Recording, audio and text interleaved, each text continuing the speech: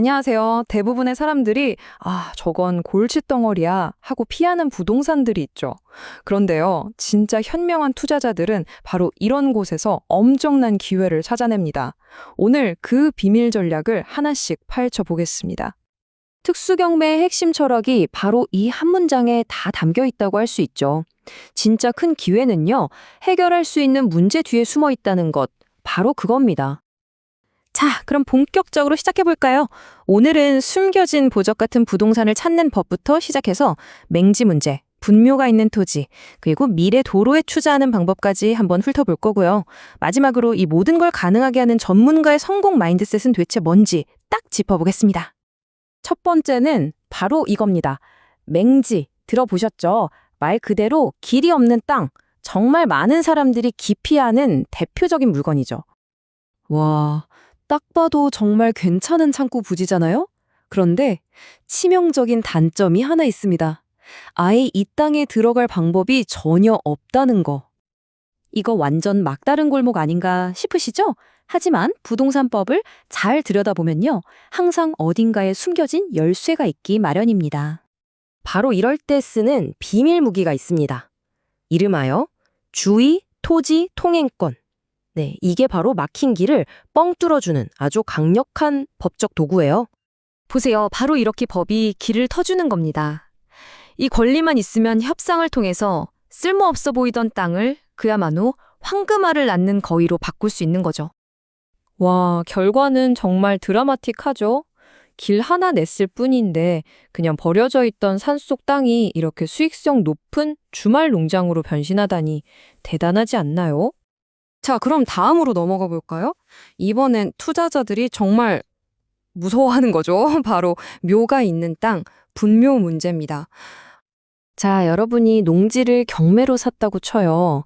근데 가봤더니 이런 14기나 되는 묘가 떡하니 버티고 있는 겁니다. 그것도 아주 복잡한 관습법으로 보호받고 있는 묘들이요. 이 문제의 핵심은 바로 분묘기지권입니다. 이게 뭐냐면 남의 땅에 있는 묘를 함부로 옮기지 못하게 하는 아주 강력한 관습법상의 권리예요. 그래서 예전에는 이런 땅 개발하기가 정말 어려웠죠. 그런데 바로 여기에 게임 체인저가 등장합니다. 최근 대법원 판결로 상황이 완전히 뒤집혔어요. 이제 새로운 땅 주인이 분묘 주인에게 지료, 그러니까 땅 사용료를 청구할 수 있게 된 거예요. 이게 바로 협상의 문을 활짝 여는 열쇠가 된 거죠. 자, 이제 새로운 법적 무기가 생겼잖아요. 이걸 가지고 공식적으로 분묘를 옮겨달라 요구할 수 있게 된 겁니다. 그리고 결국 성공적으로 문제를 해결하게 되죠. 결과는 어땠을까요? 네, 분묘를 전부 옮기고 합의금까지 받는 걸로 깔끔하게 마무리됐습니다. 이걸로 이 땅은 드디어 제 가치를 온전히 찾게 된 거죠. 자, 이번엔 좀 더 스케일이 큽니다. 미래를 내다보는 안목이 필요한 전략인데요.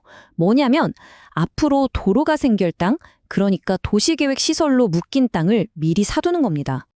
이 전략의 핵심은 바로 시간이에요. 도시계획이 발표되고 실제 공사에 들어가기까지 이게 수십 년이 걸리기도 하거든요. 바로 이 시간의 틈새에 엄청난 기회가 숨어 있습니다. 진짜 고수들만 아는 비밀이 바로 이겁니다. 경매에 나올 때 감정가는 도로 예정지라는 제한이 걸린 상태로 낮게 평가되는데 나중에 정부에서 보상해 줄 때는 그 제한이 없는 상태를 기준으로 훨씬 높은 가격을 쳐준다는 사실이죠. 그리고 마침내 이렇게 결실을 맺는 겁니다. 헐값에 땅을 사서 묵혀두면 어느 날 도시가 도로를 만들면서 훨씬 높은 가격으로 보상을 해주는 거죠. 정말 짜릿하지 않나요? 여기서 진짜 재밌는 게 뭔지 아세요? 이 투자자가 감정가보다 훨씬 싸게 낙찰받았다는 거예요. 왜냐? 공시지가랑 감정가가 비슷한 걸 보고 이건 나중에 보상가가 엄청 높겠구나 하고 확신했던 거죠. 정말 예리하죠? 자, 지금까지 본 사례들 뭔가 공통점이 보이지 않으세요? 맹지든 분묘 땅이든 남들은 다 문제라고 보는 곳에서 기회를 찾아냈다는 거. 맞습니다. 특수 경매는 결국 돈이 아니라 이런 특별한 마인드셋의 성공이 달려있는 거예요. 반대로 이런 안목이 없으면 어떻게 될까요? 실제로 어떤 분은 친구의 어설픈 조언만 듣고 덜컥 낙찰을 포기했다가 보증금은 보증금대로 날리고 기회까지 놓쳤다고 해요. 어설픈 지식이 얼마나 위험한지 제대로 보여주는 사례죠. 전문가들은 바로 이렇게 생각합니다. 겉으로 드러난 문제, 예를 들어 맹지라는 문제에만 매몰되는 게 아니라 그 뒤에 숨은 주의토지 통행권을 보고요. 부묘 문제에서는 지료 청구라는 협상의 카드를 찾아내는 거죠.